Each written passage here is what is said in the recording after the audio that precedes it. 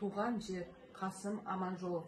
Шықшы тауға, қарашы кең далаға, мәз боласын, ұқсайсын жас балаға. Ол шетімен бұл шетіне жүгірсең, шаршайсың ба, құмарың бір қанама.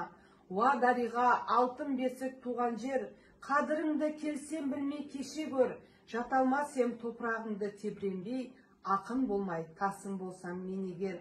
Неткен байтақ, неткен ұлы жер едің, нендей күйге жүрегімді бөледің. Сенде тудым, сенде өстім мен, сенде өлсем, арманым жоқ бұл дүниеде дер едім. Мен де өзіңдей байтақ едім, кең едім, қызығыңды көріп еркін келемін. Сен де аямай бердің маған барыңды, мен де аямай барым саған беремін. Болдым ғашық, туған дала, мен саған, алыс жүрсем, арманым сен аңсаған, жақын жүрсем, мен төрінде рахаттың, алтын діңгек өзім